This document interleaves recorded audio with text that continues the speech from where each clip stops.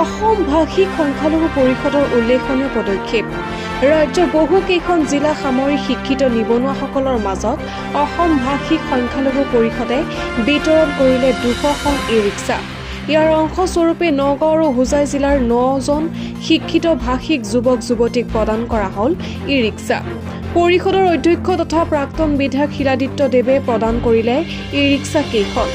সম্পূৰ্ণ খৰচ বহন কৰি চৰকাৰী সাহায্যত প্ৰদান কৰা অনুষ্ঠানত উপস্থিত থাকি শিলাদিত্য দেৱে সম্পূৰ্ণ আইন মানি ই-ৰিক্সা কেইখন চলাবলৈ অনুৰোধ জনায় হিতাধিকাৰীসকলক। নগাঁৱৰ পৰা বিভূতি বৰাৰ report, Batadrava live.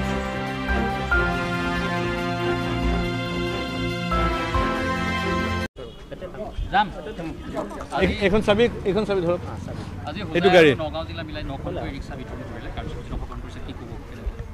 Actually Assam linguistic minority development board আমি গোটেই অসমত প্ৰায় 200 এবাৰ ই-ৰিক্সা দি আছোঁ বিভিন্ন ঠাইত যেনেকৈ তেওঁলোকে এপ্লাই কৰিছে। সেই প্ৰকাৰে নগাঁৱত আজি আমি 7খন ই-ৰিক্সা দিলোঁ। 2টা হোজাইত আহিছে, মানে কি হোজাইত যেতিয়া পাতা গৈছিলে তেতিয়া এই 2জন এবচেণ্ট আছিলে তাত, সেইকাৰণে তেওঁলোকে আজি ইয়াৰ পৰা আহি লৈ গৈ আছে। আজি জাগিৰোডত দিয়া গৈছে, জাগিৰোডত 19টা, মৰিগাঁও আৰু জাগিৰোড মিলি পেলাই 19টা ই-ৰিক্সা তাতে দিয়া গৈছে। তেনেকৈ আমি এতিয়া 20 তাৰিখে হাইলাকান্দি মানে কাছাৰ বৰাক ভেলীত গোটেইখিনি আমি হাইলাকান্দিত পাতিছোঁ। 20 তাৰিখে তাত দিয়া হ'ব। তাৰপিছতে বিজনীত দিয়া হ'ব। বিজনীত যেতিয়া দিয়া হ'ব আপোনাৰ চিৰাং মানে গোটেই সেই অঞ্চলৰ যিখিনি আছে সেইখিনি মানুহক তাতে দিয়া হ'ব। তেনেকৈ বিভিন্ন ঠাইত। তাৰপিছত আমি আপাৰ আছামতো এটা চেণ্টাৰ বিচাৰি ল'ম। তো আমাৰ ডিপাৰ্টমেণ্টৰ পৰা ই-ৰিক্সা আমি দিছোঁ এইটো কাৰণে যে যিসকল আনএমপ্লয়ড ইউথ আছে তেওঁলোকে এটা জীৱিকা হিচাপে তেওঁলোকে এইটো ব্যৱহাৰ কৰিব পাৰিব। আৰু তাৰ বাহিৰে আমাৰ বেলেগ ধৰক ৱেলফেয়াৰ স্কিমছবিলাক আমি লৈ আছোঁ লিংগুইষ্টিক মাইনৰিটিসকলৰ কাৰণে।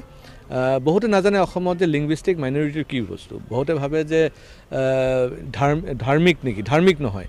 লিংগুইষ্টিক মাইনৰিটি যিসকল ভাষিক সংখ্যালঘুক মানে লিংগুইষ্টিক মাইনৰিটি, আৰু তেওঁলোকৰ ৱেলফেয়াৰৰ কাৰণে গভৰ্ণমেণ্টে এইখিনি কাম কৰি আছে। আমি ধন্যবাদ দিছোঁ ডক্টৰ হিমন্ত বিশ্ব শৰ্মা ডাঙৰীয়া, আমাৰ মুখ্যমন্ত্ৰী ডাঙৰীয়াক, যে তেখেতে লিংগুইষ্টিক মাইনৰিটিসকলৰ কাৰণে যি প্ৰকাৰে মানে স্কিমবিলাক ল'ব দিছে সেই হিচাপে আমি কামবিলাক কৰি আছোঁ। তেওঁ প্ৰত্যেক বাজেটত এটা ভাল ফাণ্ডিং আমাক কৰি থাকে আমাৰ ডিপাৰ্টমেণ্টক, আৰু সেই পইচা দি আমি বিভিন্ন ধৰণৰ কাৰ্যসূচীবিলাক কৰি থাকোঁ। আপোনালোকে সকলোৱে জানে চাগে যে অসমত আমি ৰবীন্দ্ৰ জয়ন্তী পাতি আছোঁ। বিগত 2 বছৰ আমি পাতিলোঁ, এতিয়া থাৰ্ড ইয়াৰ এইবাৰ হ'ব। আৰু পৰাক্ৰম দিৱস এইবাৰ আমাৰ 2nd ইয়াৰ হ'ব, নেতাজী সুভাষ চন্দ্ৰ বোসৰ জন্মদিন উপলক্ষে। লগতে আমি হোষ্টেলছ বনাই আছোঁ, ছোৱালী হোষ্টেল বনাই আছোঁ শিলচৰত, বয়জ হোষ্টেল আমি বনাইছোঁ তামোলপুৰত। আমি প্ৰায় 100ৰ নিচিনা আমি কমিউনিটি চেণ্টাৰ্ছ বনাইছোঁ গোটেই অসমত। কালচাৰেল চেণ্টাৰ্ছ হৈছে, স্কুলৰ ক্লাছৰুম ডেভেলপমেণ্ট কৰিছোঁ। আমি যিবিলাক মেৰিটৰিয়াছ ষ্টুডেণ্টছ আছে তেওঁলোকৰ কাৰণে আমি এককালীন ফাইনেন্সিয়েল এছিষ্টেঞ্চ দিয়া হৈছে। এইকাৰণে বহুত ধৰণৰ কাম হৈ আছে।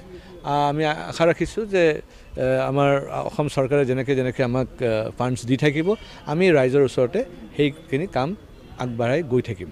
এইখিনি ই-ৰিক্সা যিহেতু বিনামূলীয়াকৈ দিয়া হৈছে, ইয়াত নিয়ম নীতিসমূহ কেনেধৰণে ডিছকাউণ্ট মানে ছাবচিডি? এইটো 100% ছাবচিডি ই-ৰিক্সা, আৰু যিসকলে পাইছে তেওঁলোকে আমি ষ্ট্ৰিক্টলি কৈ দিছোঁ যে এটাটো হৈছে কি যে টোটেলি 100% মানে বেনিফিট পোৱাৰ কাৰণে তেওঁলোকে যিসকল দুখীয়া, একদম অতি দুখীয়া মানুহ বহুত আছে এনেকৈ যে তেওঁলোকে ই-ৰিক্সাত হয়তো 10 টকাও দিব নোৱাৰে ভাড়া হিচাপে, তেওঁলোকক যেন কমচে কম সহায় কৰে, এটা পাৰ্চেণ্টেজ এমাউণ্ট সহায় কৰে। আৰু বাকী তেওঁলোকৰতো চলালেতো পইচা ইনকাম হ'বই।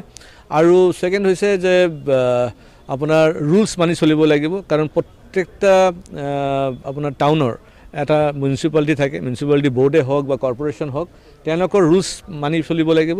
এই ই-ৰিক্সাবিলাকৰ আপোনাৰ ৰেজিষ্ট্ৰেশ্যন তেওঁলোকে কৰিব লাগিব, আৰু যদি লাইচেঞ্চৰ প্ৰয়োজন হয় তেতিয়া তেওঁলোকে ড্ৰাইভিং লাইচেঞ্চটোও ল'ব লাগিব। সেইকাৰণে কোনো ৰুলছ যেন তেওঁলোকে মানে ব্ৰেক নকৰে তাৰ আমি ষ্ট্ৰিক্ট ইনষ্ট্ৰাকশ্যন দিয়া আছে। আৰু এটা কথা ঠিক যে আমাৰ এই গাড়ীবিলাকত আমি পিছফালে আমাৰ ডিপাৰ্টমেণ্টৰ নাম লিখা আছে, গভৰ্ণমেণ্টে কোনটো স্কিমৰ পৰা পইচা দিছে সেইখিনি লিখা আছে, আমাৰ মুখ্যমন্ত্ৰী ডাঙৰীয়া এটা ফটো আছে। তো এইখিনি যেন তেওঁলোকে মিছ ইউজ নকৰে আৰু তেওঁলোকে খুলি নেপেলায়, কাৰণ গভৰ্ণমেণ্টে যেতিয়া 100% স্কিমত তেওঁলোকক দিছে সেইখিনি তেওঁলোকে নিশ্চয় ৰাখিব। কোনো বেনিফিচিয়াৰীয়ে বিক্ৰী কৰিব পাৰিব নেকি? 3 বছৰমান তেওঁলোকে বিক্ৰী কৰিব নোৱাৰিব। 3 বছৰ মিনিমাম তেওঁলোকে এখন চলাব লাগিব আণ্ডাৰটেকিং তেওঁলোকৰ পৰা লোৱা গৈছে যদি তেওঁলোকে বিক্ৰী কৰি দিয়ে বা তেওঁলোকে যদি মিছইউজ কৰে তেতিয়াহ'লে ক্ৰিমিনেল কেছ হ'ব